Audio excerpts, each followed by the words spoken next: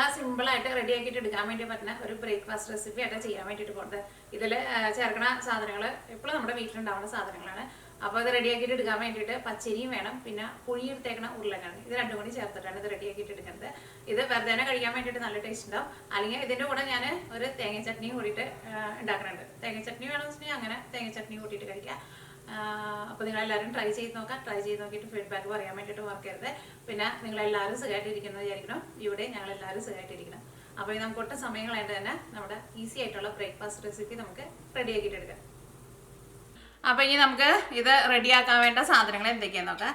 അപ്പോൾ ഞാനിവിടെ 150 ഗ്രാം പച്ചരി എടുത്തിട്ടുണ്ട്. പച്ചരി ഞാനിവിടെ ഒരു 2 മണിക്കൂർ വെള്ളത്തിലിട്ടിട്ട് കുതിർത്തിയെടുത്തിട്ടുണ്ട്. 2 മണിക്കൂർ കഴിയുമ്പോൾ അരി നല്ല സോഫ്റ്റ് ആയിട്ട് വരുമല്ലോ. ഈ അരി നമുക്ക് കുറച്ച് വെള്ളം ഒഴിച്ചിട്ട് നല്ല പേസ്റ്റ് പോലെ അരച്ചിട്ടെടുക്കണം. എന്നിട്ട് അരി നമ്മൾ അരച്ചെടുത്ത് കഴിഞ്ഞിട്ട് നമ്മൾ അരച്ചെടുത്തേക്കണ മിക്സിലേക്ക് ചേർക്കാൻ വേണ്ടിയിട്ട് ഞാനിവിടെ ഇതേപോലത്തെ 2 വലിയ ഉരുളക്കിഴങ്ങ് എടുത്തിട്ടുണ്ട്. ഉരുളക്കിഴങ്ങ് പുഴുങ്ങിയത് കേട്ടോ. ഇത് നന്നായിട്ടൊന്ന് ഉടച്ചിട്ട് എടുക്കണം. അപ്പോൾ നിങ്ങൾക്ക് അറിയായിരിക്കും ഉരുളക്കിഴങ്ങ് അധികം ചൂടാറുന്നതിന് മുമ്പ് നന്നായിട്ട് ഉടച്ചിട്ടുണ്ടെന്ന് വെച്ചിട്ടുണ്ടെങ്കിൽ നമുക്ക് നല്ല സ്മൂത്തായിട്ട് ഉടച്ചെടുക്കാൻ വേണ്ടിയിട്ട് പറ്റും. അതേപോലെ തന്നെ ഈ ഉരുളക്കിഴങ്ങിൻ്റെ ഈ തൊലി കളയാനാണെങ്കിലും ചെറിയ ചൂടോട് കൂടിയിട്ട് കളയാം. അപ്പോൾ ഇത് പെട്ടെന്ന് ഇങ്ങോട്ട് പോരും. ചൂടാറി കഴിഞ്ഞിട്ടുണ്ടെന്ന് വെച്ചിട്ടുണ്ടെങ്കിൽ നമ്മൾ ഇതേപോലെ ഇങ്ങനെ പീൽ ചെയ്തിട്ട് എടുക്കുമ്പോൾ പെട്ടെന്ന് പോരില്ല. അപ്പോൾ 2 ഉരുളക്കിഴങ്ങും വേണം. 150 ഗ്രാം പച്ചരി. പച്ചരി അല്ലെങ്കിൽ ഇഡ്ലി റൈസ് ആയിരുന്നാലും കുഴപ്പമില്ല. ഇത് നമുക്ക് ഫസ്റ്റ് ഇതങ്ങോട്ട് ഉടച്ച് റെഡിയാക്കിയിട്ട് വയ്ക്കാം. ഇതേപോലത്തെ 2 ഉരുളക്കിഴങ്ങ്. പിന്നെ ഞാനിവിടെ ഒരു ചെറിയൊരു സവാള നല്ല പൊടിയായിട്ട് കട്ട് ചെയ്തിട്ട് എടുത്തിട്ടുണ്ട്. ഒരു ചെറിയ കഷ്ണം ഇഞ്ചി നല്ല പൊടിയായിട്ട് കട്ട് ചെയ്തിട്ട്, പിന്നെ പച്ചമുളക് നിങ്ങളുടെ എരിവിനനുസരിച്ചിട്ട് ചേർക്കുക. പിന്നെ മല്ലിയില എടുത്തിട്ടുണ്ട്. മല്ലിയില ഉണ്ടെന്ന് വെച്ചിട്ടുണ്ടെങ്കിൽ ചേർക്കുക. അപ്പോൾ മല്ലിയില കിട്ടാനില്ലാന്ന് വെച്ചിട്ടുണ്ടെങ്കിൽ ചേർത്തില്ലെങ്കിൽ കുഴപ്പമില്ല. പിന്നെ കറിവേപ്പില വേണമെന്ന് വെച്ചിട്ടുണ്ടെങ്കിൽ കറിവേപ്പിലയും ചേർക്കാം. ഞാനിവിടെ ഒരു 8 കപ്പലണ്ടി എടുത്തിട്ടുണ്ട്. ഇത് ഞാനിവിടെ വറുത്തെടുത്തേക്കണ കപ്പലണ്ടിയാണ്. അതിപ്പോൾ വറുക്കാത്ത കപ്പലണ്ടി ആയിരുന്നാലും കുഴപ്പമില്ല. പിന്നെ ഇതിലേക്ക് നമ്മൾ പൊടികളായിട്ട് മഞ്ഞൾപ്പൊടിയും ചേർക്കും, കുരുമുളക് പൊടിയും ചേർക്കും. പിന്നെ നിങ്ങൾക്ക് ഗരം മസാല വേണമെന്ന് വെച്ചിട്ടുണ്ടെങ്കിൽ കുറച്ച് ഗരം മസാല നമ്മുടെ ടേസ്റ്റിനനുസരിച്ചിട്ട് ചേർത്ത് കൊടുക്കുക. പിന്നെ ഞാൻ ചെറിയ ജീരകം പൊടിച്ചതുണ്ടല്ലോ അതും കുറച്ച് ചേർക്കുന്നുണ്ട്. പിന്നെ ആവശ്യത്തിന് ഉപ്പും ചേർക്കണം. പിന്നെ ഇതിലേക്ക് ഞാനിവിടെ ഒരു ചട്നി ഉണ്ടാക്കുന്നുണ്ട്. അതിന് വേണ്ടിയിട്ട് ഞാനിവിടെ ഒരു തേങ്ങയുടെ പകുതി എടുത്തിട്ടുണ്ട്. ഇത് ഞാനിവിടെ തേങ്ങ ഫ്രിഡ്ജിൽ വെച്ചിട്ട് ഇതേപോലെ ഇങ്ങനെ കൊപ്ര പോലെയാണ് കിട്ടിയത്. പക്ഷേ തേങ്ങ നല്ല ഇതായിട്ട് ഇരിക്കുന്നത്. അപ്പോൾ ഇതിൻ്റെ ഈ പുറത്തെ ഈ കറുത്ത സാധനം ഉണ്ടല്ലോ, ഇത് കളയാൻ വേണ്ടിയിട്ട് എളുപ്പത്തിന് ഞാനിവിടെ പീലർ വെച്ചിട്ടാട്ടോ കളഞ്ഞത്. കത്തി വെച്ചിട്ട് കളയുന്നതിനേക്കാളും നല്ലത് പീലർ വെച്ചിട്ട് കളയുന്നതാണ്. കാരണം ഇത് വെള്ള ചട്നിയാണ് ഉണ്ടാക്കുന്നത്. അപ്പോൾ കറുത്ത കളർ വരുന്നത് നല്ലതല്ലല്ലോ. അപ്പോൾ ഇത്രയ്ക്ക് തേങ്ങയാണ് എടുത്തേക്കുന്നത്. പിന്നെ 1.5 ടേബിൾ സ്പൂൺ പൊട്ടുകടല എടുത്തിട്ടുണ്ട്. പൊട്ടുകടല എന്ന് വെച്ചിട്ടുണ്ടെങ്കിൽ നമ്മൾ വെറുതെ കഴിക്കുന്ന കടലയുണ്ടല്ലോ, ആ കടല. ഇത് ഓൾറെഡി റോസ്റ്റ് ചെയ്തേക്കണ കടലിന്.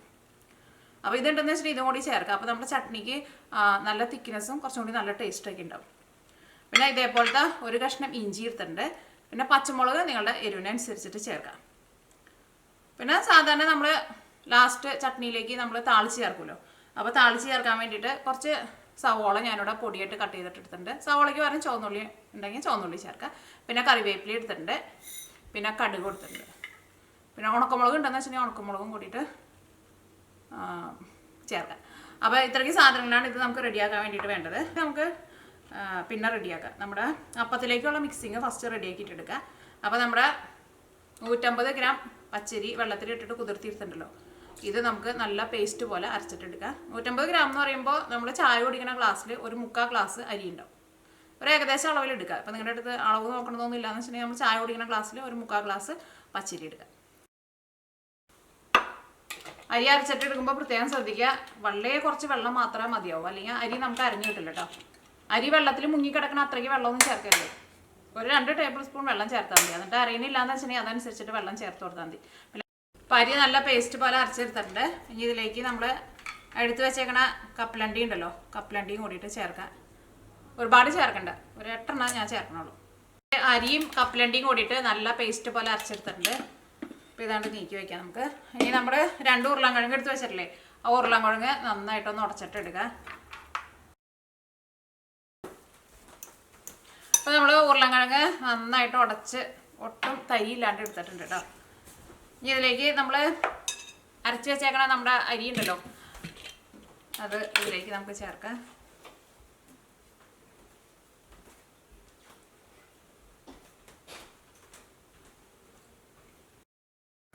ഇതിലേക്ക് നമ്മൾ കട്ട് ചെയ്ത് വെച്ചേക്കണ നമ്മുടെ സവാള, ഇഞ്ചി, പച്ചമുളക്, മല്ലിയിലേക്ക് ഉണ്ടല്ലോ അത് ചേർക്കുക.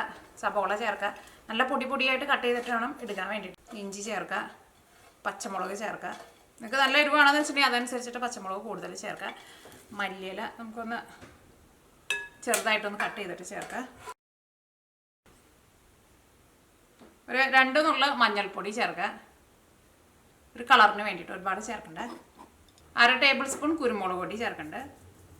ഇതൊക്കെ നിങ്ങളുടെ ടേസ്റ്റിനനുസരിച്ചിട്ട് നിങ്ങൾക്ക് മാറ്റം വരുത്താം കേട്ടോ. കുരുമുളക് പൊടി നിങ്ങൾക്ക് കൂടുതൽ വേണമെന്ന് വെച്ചിട്ടുണ്ടെങ്കിൽ കൂടുതൽ ചേർക്കുക, കുറവ് വേണമെന്ന് വെച്ചിട്ടുണ്ടെങ്കിൽ കുറവ് ചേർക്കുക. പക്ഷേ ഒരുപാട് കൂടുതൽ ചേർക്കണ്ട. ഇതിലേക്ക് ചെറിയ ജീരകം പൊടിച്ചത് ചേർക്കുന്നുണ്ട്. അത് ഞാനിതിലേക്ക് 1/4 ടേബിൾ സ്പൂണാണ് ചേർക്കുന്നത്. ഇതിലേക്ക് നമുക്ക് ആവശ്യത്തിന് ഉപ്പ് ചേർക്കാം.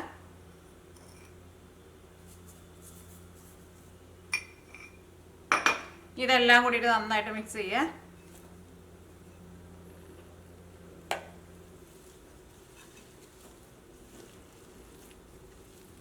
ഇത് നിങ്ങൾക്ക് ഈ അപ്പം കുറച്ചും കൂടി നല്ല സോഫ്റ്റ് ആയിട്ട് വരണമെന്ന് വെച്ചിട്ടുണ്ടെങ്കിൽ നിങ്ങൾക്ക് ഇതിലേക്ക് കുറച്ച് ബേക്കിംഗ് പൗഡറും കൂടിയിട്ട് ചേർത്ത് കൊടുക്കാം. പക്ഷെ ഞാൻ ബേക്കിംഗ് പൗഡർ ചേർക്കണില്ല. ഉരുളൻകിഴങ്ങ് ചേർത്തേക്കണത് കൊണ്ട് തന്നെ നല്ല സോഫ്റ്റ് ആയിട്ട് ഇരിക്കും. പക്ഷേ നല്ല സോഫ്റ്റ് ആയിട്ട് ഇങ്ങനെ പൊന്തി വരണമെന്ന് വെച്ചിട്ടുണ്ടെങ്കിൽ ഒരു 2 അല്ലെങ്കിൽ ഒരു 3 നുള്ള ബേക്കിംഗ് പൗഡർ ചേർത്ത് കൊടുക്കുക. ഇതെല്ലാം കൂടിയിട്ട് ഫസ്റ്റ് നന്നായിട്ട് മിക്സ് ചെയ്ത് കഴിഞ്ഞിട്ട് പിന്നെ ഇതിലേക്ക് നമുക്ക് ആവശ്യത്തിന് വെള്ളം ഒഴിച്ചിട്ട് ഈ ബാറ്റർ നമുക്ക് കുറച്ച് ലൂസാക്കിയിട്ട് എടുക്കണം. ഇതിപ്പോൾ എല്ലാം കൂടിയിട്ട് നന്നായിട്ട് മിക്സ് ആയിട്ടുണ്ട്. ഇനി കുറേശ്ശെ വെള്ളം ഒഴിച്ചിട്ട് മിക്സ് ചെയ്തിട്ട് എടുക്കുക.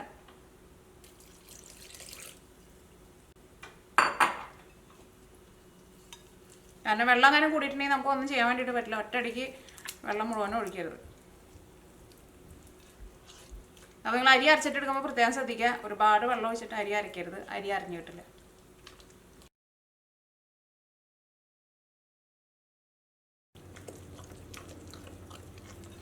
നമ്മുടെ ബാറ്റർ ഇപ്പോൾ ഇതേപോലെ ഇങ്ങനെ ഇരിക്കണം കേട്ടോ. ഭയങ്കര തിക്കായിട്ട് ഇരിക്കരുത്, ഒരുപാട് വെള്ളം പോലെ ഇരിക്കുകയും ചെയ്യരുത്. ഇതേപോലെ ഇങ്ങനെ ഇരിക്കണം. നന്നായിട്ട് ഒന്നുകൂടി ഒന്ന് മിക്സ് ചെയ്യാം നമുക്ക്. നിങ്ങൾ ടേസ്റ്റ് നോക്കിയിട്ട് ഉപ്പ് വേണമെന്ന് വെച്ചിട്ടുണ്ടെങ്കിൽ നിങ്ങൾ ടേസ്റ്റിനനുസരിച്ചിട്ട് നിങ്ങൾ ഉപ്പ് ചേർത്ത് കൊടുക്കുക. ഈ ബാറ്റർ നമുക്കൊരു 10 മിനിറ്റ് ഒന്ന് റെസ്റ്റ് ചെയ്യാൻ വേണ്ടിയിട്ട് വയ്ക്കാം.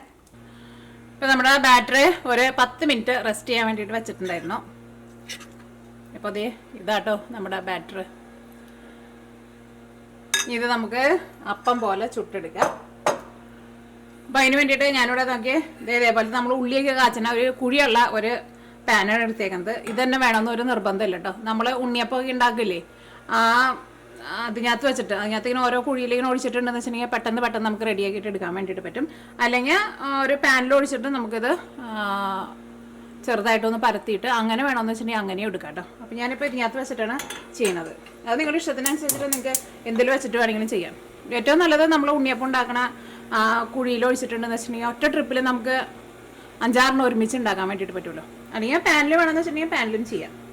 ഇവിടെ പുറത്ത് ക്ലീനിങ്ങിന് ആൾക്കാർ വന്നിട്ടുണ്ട് കേട്ടോ. അതിൻ്റെ സൗണ്ടാണ് പുറത്തുനിന്ന് വരുന്നത്. അപ്പോൾ നമ്മുടെ പാൻ നന്നായിട്ട് ചൂടായിട്ടുണ്ട്. ഇത് നമുക്ക് മൊരിയിച്ചിട്ട് എടുക്കാൻ വേണ്ടിയിട്ട് കുറച്ച് വെളിച്ചെണ്ണ ഒന്ന് ഒഴിച്ചു കൊടുക്കണം. നമുക്ക് ഇഷ്ടമുള്ള ഓയിൽ ചേർക്കാം. ഇത് നിങ്ങൾക്ക് വേണമെന്ന് വെച്ചിട്ടുണ്ടെങ്കിൽ വെളിച്ചെണ്ണയിൽ മുക്കി പൊരിച്ചിട്ട് അങ്ങനെയും വേണമെന്ന് വെച്ചിട്ടുണ്ടെങ്കിൽ അങ്ങനെയും എടുക്കാം കേട്ടോ. ഇത് ഞാനിപ്പോൾ ഇതേപോലെ തന്നെ എടുക്കണം. കുറച്ച് ഓയിൽ ഒഴിച്ചാൽ മതി. നന്നായിട്ട് കുറച്ച്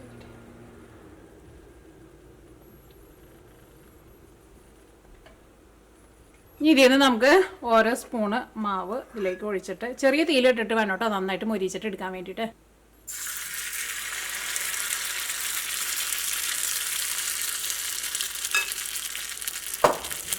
അപ്പോൾ നിങ്ങൾക്ക് ഈ അപ്പം നന്നായിട്ട് ഇങ്ങനെ ഒന്നുകൂടി നന്നായിട്ട് പൊന്തി വരണമെന്ന് വെച്ചിട്ടുണ്ടെങ്കിൽ ഒരു 2 നുള്ള ബേക്കിംഗ് പൗഡർ ചേർത്ത് കൊടുക്കുക. ഞാനിവിടെ തീ കുറച്ചിട്ട് മൂടി വെച്ചേക്കാണ് കേട്ടോ. ഒരു സൈഡ് മൊരിഞ്ഞ് കഴിയുമ്പോൾ നമുക്ക് മറ്റേ സൈഡും തിരിച്ച് മറിച്ചിട്ടിട്ട് നന്നായിട്ട് മൊരിച്ചിട്ടെടുക്കാം.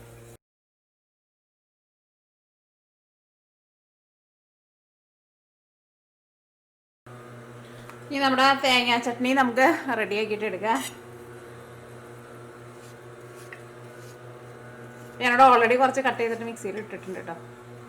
പുറത്തവിടെ ക്ലീനിങ് നടക്കുന്നുണ്ട്, അതിൻ്റെ കേട്ടോ നല്ല സൗണ്ട് വരുന്നുണ്ട്. അകത്തേക്ക് 1.5 ടേബിൾ സ്പൂൺ പൊട്ടുകടല ചേർക്കുക.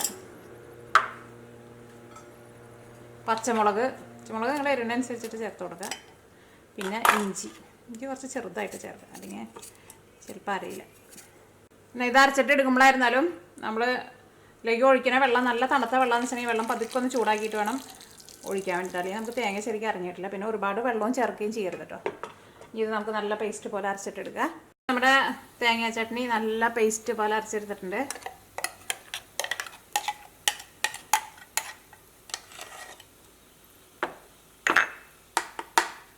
നമ്മുടെ തേങ്ങ ചട്നിയിലേക്ക് താളിച്ച് ചേർക്കാൻ വേണ്ടിയിട്ട് ഒരു പാൻ വെച്ചിട്ട് ചൂടാക്കുക. അതിലേക്ക് ആവശ്യത്തിന് വെളിച്ചെണ്ണ ഒഴിക്കുക. അപ്പോൾ വെളിച്ചെണ്ണ നന്നായിട്ട് ചൂടായിട്ടുണ്ട്. ഇതിലേക്ക് 1/2 ടേബിൾ സ്പൂൺ കടുക് ചേർക്കുക. ഇപ്പോൾ കടുക് പൊട്ടിയിട്ടുണ്ട്. ഇതിലേക്ക് ഉള്ളിയും പിന്നെ കറിവേപ്പിലയും ചേർക്കുക. ഇതിലേക്ക് നമുക്ക് താളിച്ച് വെച്ചേക്കുന്നത് ചേർക്കാം.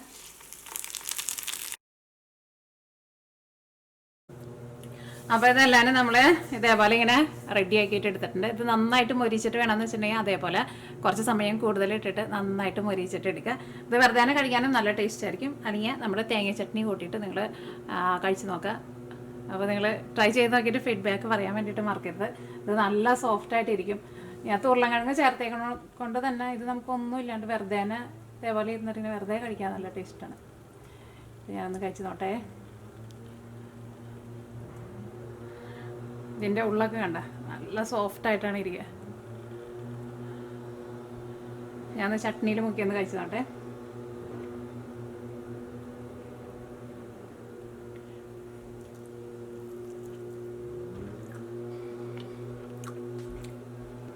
നല്ല ടേസ്റ്റ് ഉണ്ട് കഴിക്കാൻ വേണ്ടിയിട്ട്. പുറത്ത് നന്നായിട്ട് മൊരിഞ്ഞിരിക്കുന്നുണ്ട്, ഉള്ളിൽ നല്ല സോഫ്റ്റായിട്ടാണ് ഇരിക്കുന്നത്.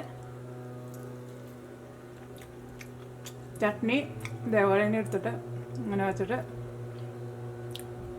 കഴിച്ചു നോക്കാം. അപ്പോൾ നിങ്ങളെല്ലാവരും ട്രൈ ചെയ്ത് നോക്കാം. ട്രൈ ചെയ്ത് നോക്കിയിട്ട് ഫീഡ്ബാക്ക് പറയാൻ വേണ്ടിയിട്ട് മറക്കരുത്. അപ്പോൾ ഇനി നമുക്ക് നാളെ വേറൊരു പുതിയ റെസിപ്പി ആയിട്ട് വരാം കേട്ടോ. പിന്നെ നിങ്ങളിതിലേക്ക് മഞ്ഞൾപ്പൊടി ചേർക്കുമ്പോൾ ഒരുപാട് ചേർക്കരുത് കേട്ടോ. ഒരു നുള്ളു മാത്രം ചേർത്താൽ മതി, ചെറുതായിട്ടൊരു കളറിന് വേണ്ടിയിട്ട്. അല്ലെങ്കിൽ മഞ്ഞളിൻ്റെ ഒരു പച്ച ടേസ്റ്റ് വരും കേട്ടോ.